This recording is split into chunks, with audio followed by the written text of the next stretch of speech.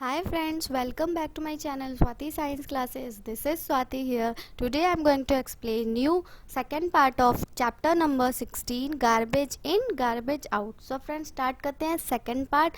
मैं आपको बता देना चाहती हूँ कि ये part जो है और ये chapter जो है वो मैं 3 parts में बना रही हूँ क्योंकि ये chapter काफ़ी लंबा है, तो एक part में या 2 part में बनाना possible नहीं था, काफ़ी लंबा वीडियो जा रहा था, इसलिए मैंने इस chapter को 3 parts में बनाया है. फर्स्ट पार्ट मैं अपलोड कर चुकी हूँ अपने चैनल पर, सेकंड पार्ट ये है और इसका थर्ड पार्ट कल या परसों में आ जाएगा मेरे चैनल पर. चलिए फ्रेंड्स स्टार्ट करते हैं इस चैप्टर का second part. Activity 2. Let us dig a pit about 30 centimeter deep or keep a wooden box at a place which is neither too hot nor too cold. चलिए एक मैदान में गड्ढा खोदते हैं लगभग 30 सेंटीमीटर का. 30 सेंटीमीटर गड्ढा होना चाहिए, ज़्यादा गहरा, डीप मतलब होता है गहरा, और उसके अंदर एक वुडन का बॉक्स, लकड़ी का बॉक्स रखते हैं, which is not neither too hot not too cold, जो कि बहुत ज़्यादा गर्म भी ना हो और बहुत ज़्यादा ठंडा भी ना हो. What about a place which does not get direct sunlight?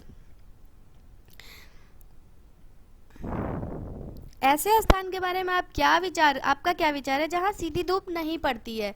Late us now make a comfortable home for our red worms in the pit और द बॉक्स. चलिए हम एक बढ़िया सा आरामदायक घर बनाते हैं अपने लाल केचुओं के लिए बॉक्स में, इन द पिट और द बॉक्स, गड्ढे में और बॉक्स में. Spread a neat net or chicken mess at the bottom of the pit or the box. आपको क्या करना है, गड्ढे अथवा बॉक्स की तली में एक जाल अथवा फिर मुर्गी जाली बिछा देनी है.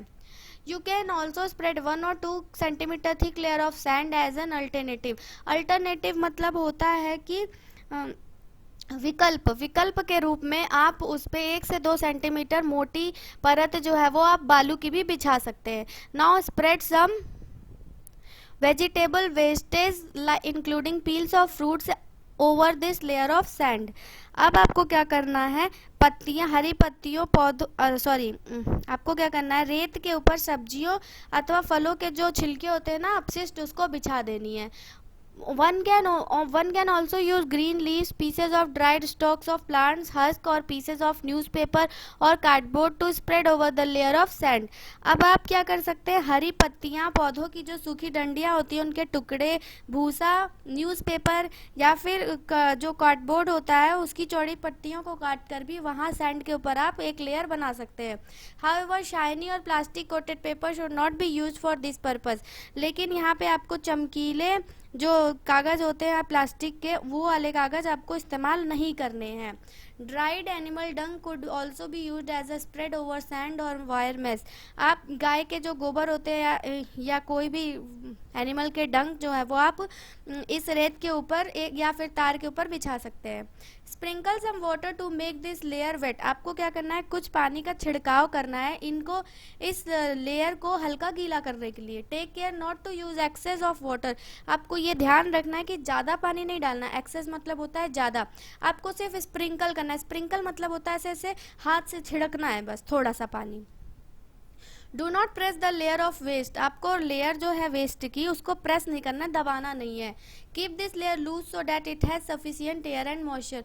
इस लेयर को आप लूज रखेंगे तो इसके पास सफिशियंट यानी कि भरपूर मात्रा में इस लेयर में एयर रहेगा और मॉइस्चर यानी कि नमी रहेगा.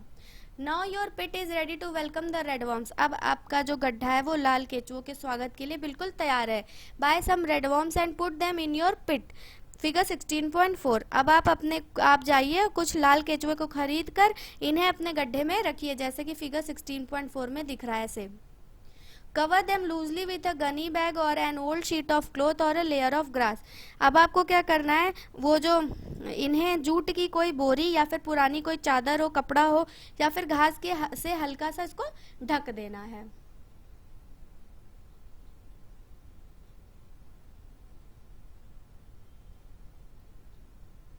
Your red worm need food, आपके जो लाल केचुए हैं उनको भोजन भी चाहिए होगा। You can give them vegetable and fruit wastage, coffee and T remains and weeds from the fields और garden.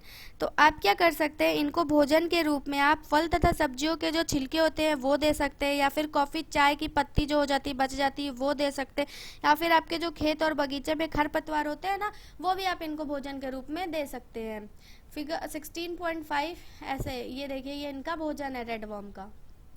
It might be a good idea to bury this food about 2-3 centimetre inside the pit. ये अच्छा तरीका होगा कि अगर आप जो इनका भोजन है उसको 2-3 सेंटीमीटर गड्ढे के अंदर डाल दे तो। Do not use waste that may contain salt, pickles, oil, vinegar, meat and milk preparations as food for your earthworms। आपको ये ध्यान रखना है कि आप लाल जो भोजन दे रहे हैं उसमें नमक, अचार, तेल, सिरका, विनेगर मतलब होता है सिरका, मीट या फिर दूध से बने हुए कोई भी अपशिष्ट पदार्थ भोजन के रूप में लाल केचुओं को ना दें। If you put these things in the pit, disease causing small organisms start growing in the pit। अगर आप इन वस्तुओं को गड्ढे में डालेंगे तो इसमें रोग कारक जीव उत्पन्न होने लगते हैं। Once in a few days gently mix and move the top layers of your pit। आपको क्या करना है, कुछ दिन के अंतराल पे या फिर एक हफ्ते के अंतराल पे जाके गड्ढे के पदार्थ को धीरे धीरे मिलाते रहें तथा इसके ऊपर की जो सतह है उसको भी हिलाते रहें। Red worms do not have teeth, जो लाल केचुए होते हैं ना उनके दांत नहीं होते हैं। They have a structure called gizzard, उनमें एक विशेष संरचना होती है जिसको गिजर्ट कहते हैं। Which helps them in grinding their food, जो कि उनके भोजन को पीसने में ग्राइंड करने में मदद करती है। पाउडर्ड एग शेल्स और sea shells could be mixed with the wastage. अगर आप इनके खाने में वेस्ट मटेरियल में यदि आप अंडे के छिलके या फिर समुद्री जो शंख होते सीप होती है उनका चूड़ा इनके आहार में मिला देंगे तो फिर इनके आहार में मिला देंगे। This would help red worm in grinding their food, तो ये इनको अपने भोजन को पीसने में मदद करेगा। और red worm can eat food equal to its own weight in a day, जो लाल केचुए होते हैं वो एक दिन में अपने शरीर के भार के बराबर आहार खा सकते हैं, उससे ज़्यादा ये नहीं खा सकते हैं। Red worms do not survive in very hot और वेरी कोल्ड सराउंडिंग, जो रेड वर्म्स होते हैं वो जो है वो बहुत ही ज़्यादा ठंडे या फिर बहुत ही ज़्यादा गर्म वातावरण में सर्वाइव नहीं कर पाते हैं, जीवित नहीं रह पाते हैं। They also need moisture around them, वो उनको अपने आसपास नमी चाहिए होती है। मॉइस्चर मतलब होता है नमी। If you take good care of your worms in a month's time their number will double. अगर आप अपने केचुओं की अच्छे से देखभाल करते हैं, उनका अच्छे से ध्यान रखते हैं तो वो एक महीने में उनकी जो संख्या होती है वो दुगनी हो जाती है, डबल हो जाती है। Observe the contents of the pit carefully after 3-4 weeks, जो आप 3-4 सप्ताह के अंतराल पे आप अपने गड्ढे का जांच जरूर कर लीजिए, उनको ध्यान से देख जरूर लीजिए। Do you now see loose soil like material in the pit, क्या अब आप अपने जो पिट है जो गड्ढा है उसमें जो है सॉइल लाइक मटेरियल देख रहे हैं जो कि काफ़ी लूज होता है। Your vermi compost is ready, तो ये जो है लूज सॉइल लाइक जो मटेरियल है ये आपका वर्मी कंपोस्ट है जो कि अब तैयार हो गया है। फिगर 16.6, ये देखिए ऐसे लूज मटेरियल दिखेगा, ये आपका वर्मी कंपोस्ट है। Put some wastage as food in one corner of the pit. Most of the worms will shift towards this part of the pit, vacating the other part. आप क्या करिए, इस गड्ढे के किनारे पर कुछ भोजन के रूप में जो अपशिष्ट है वो डाल दीजिए, क्योंकि क्या होता है ज़्यादातर जो भाग होते हैं वो ये रेड वर्म्स होते हैं वो छोड़ करके गड्ढे के एक किनारे के तरफ अपना चले आते हैं, बाकी छोड़ देते हैं खाली जगह। Remove the compost from the vacated part and dry it in the sun for a few hours। अब आपको जो कंपोस्ट है वो खाली स्थान से कंपोस्ट को पार्ट को बाहर निकालना और उसको धूप में सूखने के लिए छोड़ देना है कुछ घंटों के लिए। Your vermi compost is ready for use, अब आपका जो वर्मी कंपोस्ट है वो प्रयोग के लिए पूरी तरह से तैयार है। The part left in the pit has most of the worms in it, जो पार्ट है जो कि बच गया, उसमें बहुत सारे वर्म्स होते हैं। You can use these for preparing more compost और share them with another user. या तो आप इसको फिर से इस्तेमाल कर सकते हैं और ज़्यादा कंपोस्ट बनाने के लिए, या फिर अपने किसी और भाई या मित्र को दे सकते हैं, उनसे भी शेयर कर सकते हैं। Use this excellent vermi compost in your pots, gardens और फील्ड्स। अब आप ये सर्वोत्तम वर्मी कंपोस्ट जो है वो अपने गमलों, बगीचों, खेतों में डाल दीजिए। In this is this not like getting the best out of waste? क्या आपको ये नहीं लग रहा है इस एक्टिविटी से कि आपका जो बेस्ट आउट ऑफ वेस्ट निकला है, वेस्ट मटेरियल से आपको कितनी उपयोगी चीज़ बन गई है आपके। Those of you have agricultural fields can try vermi composting large Pitt's. अगर आप में से किसी के पास खेती किसी के घर में होती है तो उनके पास बहुत बड़ी ज़मीन होगी, तो वो बहुत बड़ा बड़ा गड्ढा करके वर्मी कंपोस्ट तैयार कर सकते हैं। You can save a lot of money that is spent on buying expensive chemical fertilizer and manure from the market। इससे आपके बहुत से पैसे भी बच सकते हैं, क्योंकि आप जो मार्केट से महंगे महंगे रासायनिक उर्वरक, केमिकल फर्टिलाइजर होता है, एक्सपेंसिव का मतलब होता है महंगा, केमिकल फर्टिलाइजर का मतलब होता है रासायनिक उर्वरक, और मैन्योर का मतलब होता है खाद। ये मार्केट से खरीदते हैं, ये बहुत महंगे मिलते हैं और काफ़ी ज़्यादा खरीदने में पैसा भी लगता है। तो ये आप ऐसे घर में बना लीजिए तो आपके वेस्ट मटेरियल से आपके लिए इतनी बढ़िया उपयोगी चीज़ बन जाएगी। 16.3 थिंक एंड थ्रो। सोचिए और फिर फेंकिए।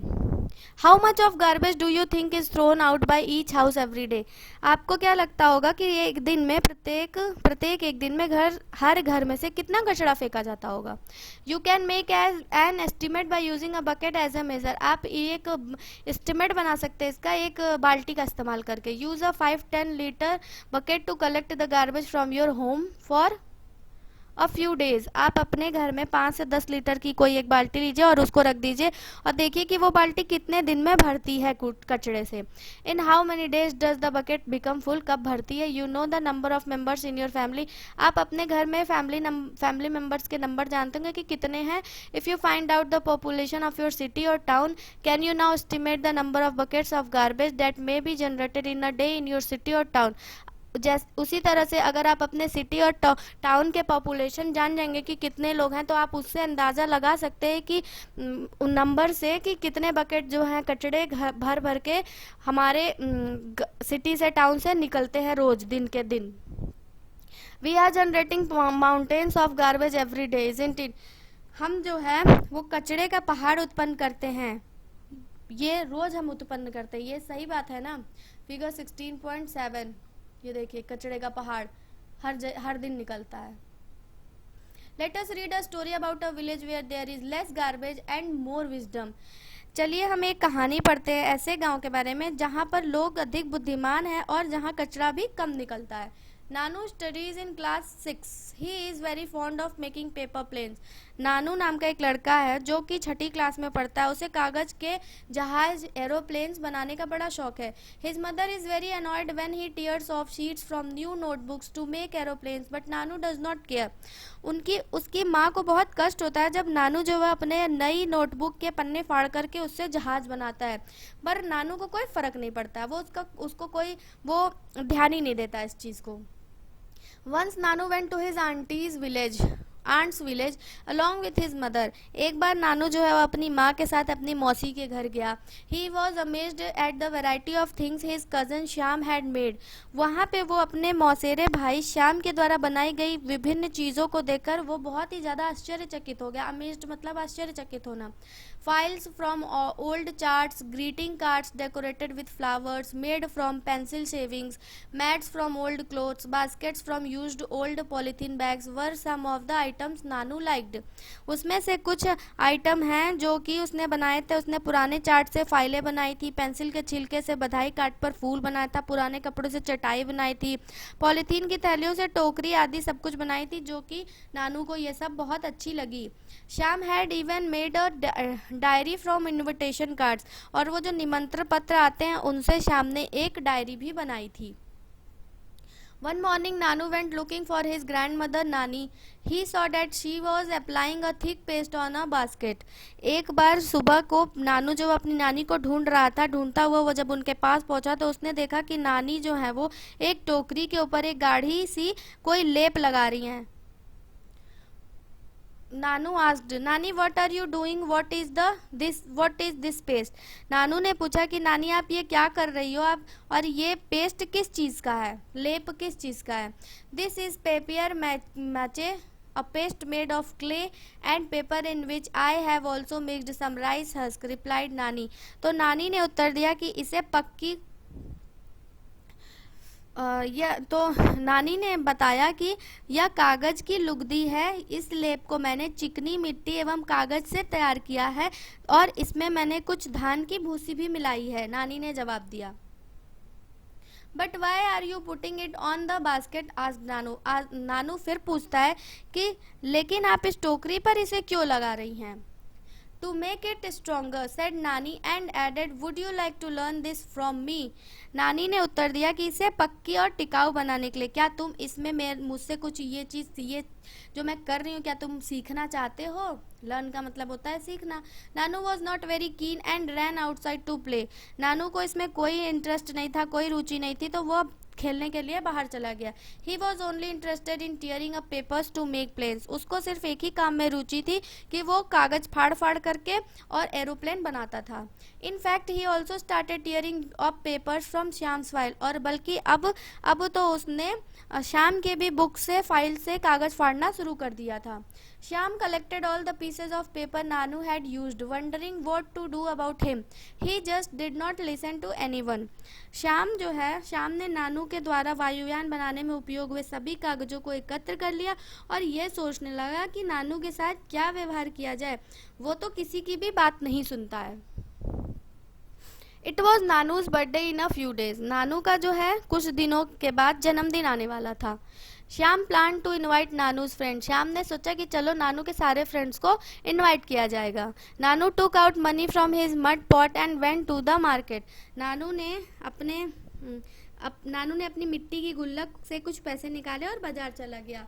मड पॉट का मतलब होता है मिट्टी का गुल्लक. He bought some paper hats for his friends. उसने बाजार से अपने मित्रों के लिए कागज के कुछ हैट खरीदे. He asked the shopkeeper for a polythene bag to keep the hats, who gave him a paper bag instead of polythene. तो जो उसने क्या किया, दुकानदार से पॉलीथीन की थैली मांगी वो अपने पेपर हैट्स को रखने के लिए, लेकिन जो दुकानदार ने उसे पॉलीथीन की थैली के बजाय कागज का एक थैला दे दिया. Nanu also bought many other items like biscuits and toffees. Nanu ने बहुत सी सारी चीज़ें खरीदी जैसे बिस्किट टॉफ़ियाँ भी उसने खरीदी.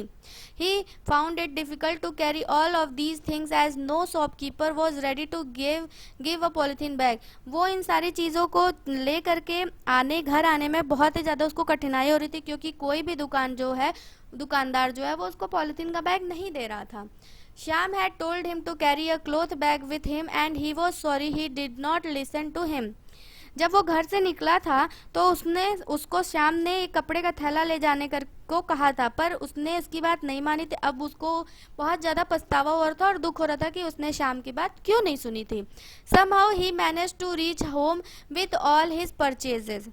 किसी तरह से किसी प्रकार वो अपनी सभी वस्तुओं को ले करके घर पहुंच गया. चित्र फिगर 16.8 ये देखिए, किसी तरह से ये अपने घर तो पहुंचा. Nanu's friends enjoyed the feast on his birthday and played many games. जो नानू के फ्रेंड्स थे वो जन्मदिन पर उन्होंने खूब बढ़िया से दावत खाई और बहुत से खेल खेले, पार्टी का भरपूर आनंद उठाया. All his friends were the shiny paper hats Nanu had bought. सभी उसके दोस्तों ने नानू के द्वारा खरीद के लाए गए चमकीले कागज के हैट को पहना. वर मतलब होता है पहनना. Shyam had made beautiful papier mache mask for Nanu's friend. Shyam ने जो है उसके मित्रों के लिए, नानू के मित्रों के लिए कागज की लुगदी से सुंदर मुखौटे बनाए थे. He had a special gift for Nanu as well. और उसने नानू के लिए भी एक बहुत ही सुंदर सा गिफ्ट तैयार किया था. A photo frame and a greeting card made from the paste of all the pieces of paper Nanu had thrown away. उसने एक फोटो फ्रेम तथा बधाई का सुंदर कार्ड बनाया था. यह सब उसने नानू द्वारा फेंके हुए कागज की लुगदी से बनाया था. It was a new experience for Nanu. Nanu के लिए ये बहुत ही ज़्यादा अच्छा अनुभव रहा था। All his friends went home with their mask. उसके सारे दोस्त जो है वो घर चले गए और मुखौटों को अपने साथ लेके गए। Nanu was too excited to finish his meal and look at his gift. Nanu बहुत ही ज़्यादा उत्तेजित था कि वो जल्दी से अपना भोजन समाप्त करे और अपने गिफ्ट्स को खोले। मील का मतलब होता है भोजन। Nanu return home after his holidays were over. कुछ दिनों के बाद नानू की छुट्टियां खत्म हो गई और वो घर वापस आ गया। How different his town was from Shyam's village. उसने देखा कि उसका जो शहर है वो श्याम के गांव से कितना अलग है। There were no rag pickers in the village as it was neat and clean. उस श्याम के गांव में कोई भी कचरा बिनने वाला नहीं होता था। But now he stopped making face. और उनका गांव जो है वो बहुत साफ सुथरा, नीट एंड क्लीन था। But now he stopped making faces when he saw the rag picking children near his house. अब जो है जो नानू है, अब वो अपना नाक बहुत नहीं सिकोड़ता है जो बच्चे कूड़ा कचरा बीनते हैं उनको देख करके। पहले वो उनसे बहुत चिढ़ता था। You might have seen some children sorting the garbage near your house or at other places. आपने भी अपने घर के आसपास या कहीं किसी दूसरे स्थान पर कुछ बच्चों को कचरा बीनते हुए देखा होगा। Observe the children at work and find out how they separate useful material from the garbage. आप इन बच्चों को ध्यान से देखिए और पता लगाइए कि वे कचरे से उपयोगी जो पदार्थ होते हैं उनको अलग क्यों करते हैं, सेपरेट करते हैं। सेपरेट मतलब होता है अलग करना, पृथक करना। They are actually helping us. ये सब वास्तव में वो हमारी ही सहायता कर रहे हैं ये चीज करके। Take to one such child and find out. उसमें से किसी एक बच्चे को पकड़िए, मतलब उनसे बातचीत करिए और पता लगाइए। What do they do with the rubbish they collect. वो इन सारे जो भी एकत्र करते हैं ये कचरा, उसका वो करते क्या है। Where do they take it, और वो उसे कहाँ लेके जाते हैं। Does he she go to school, what about his her friends. क्या वो लड़का या लड़की जो भी है वो स्कूल जाते हैं या फिर उनके कोई फ्रेंड्स हैं। If they do not go to school find out the possible reason. अगर वो स्कूल नहीं जाते हैं तो इसके पीछे कारण क्या है ये जानने का आप प्रयास कीजिए। Can you help this child to read and write. क्या आप इस बच्चे को पढ़ने और लिखने में सहायता कर सकते हैं। Have you ever helped at home to sell old newspapers, glass and metal things, plastic bags and your old notebooks to garbage dealer। क्या आपने कभी अपने घर पर पुराने समाचार पत्रों, कांच तथा धातु की वस्तुओं, प्लास्टिक की थैलियों, पुरानी नोटबुकों को किसी कबाड़ी को बेचने में घर वालों की सहायता की है या देखा है कभी ऐसा करते हुए घर वालों को। Talk to him and find out what he does with all the garbage. आप उस कबाड़ी वाले से बात कीजिए और ये जानने की कोशिश करिए कि वो इन सारे कूड़े कचरे का क्या करता है। Would you like to make paper from old and discarded paper like Shyam. Let us learn to do this. क्या आप श्याम की भांति ही आप भी व्यर्थ कागजों से नए कागज बनाना चाहेंगे। आइए इसे बनाना सीखें। सो फ्रेंड्स, चैप्टर नंबर 16 का सेकंड पार्ट मैं यहाँ एंड करी हूँ क्योंकि इसके आगे अगर मैं पढ़ाऊंगी तो वो काफ़ी लंबा हो जाएगा। तो इसके आगे मैं आपको लास्ट पार्ट यानी कि थर्ड पार्ट अपना एक्सप्लेन करूंगी जिसमें होगा रिसाइकलिंग ऑफ पेपर, कागज का पुनः चक्रण। और भी इसके आगे भी टॉपिक होंगे, ज़्यादा नहीं है। सेकेंड टॉपिक है प्लास्टिक्स बून और कर्स। प्लास्टिक वरदान है या फिर अभिशाप है। फिर ये चैप्टर आपका खत्म हो जाएगा। तो फ्रेंड्स, मेरे नेक्स्ट पार्ट को जरूर देखिए और आपने अभी तक इस पार्ट को अगर ध्यान से पढ़ोगा तो आपको इस चैप्टर से बहुत कुछ सीखने को मिलेगा। ये बहुत ही इंपॉर्टेंट चैप्टर है। मैं एक बार फिर कहना चाहती हूँ कि आप इस चैप्टर को बहुत ध्यान से पढ़िए और लाइक भी करिए, मेरे वीडियोस को शेयर करिए। Thanks for watching friends.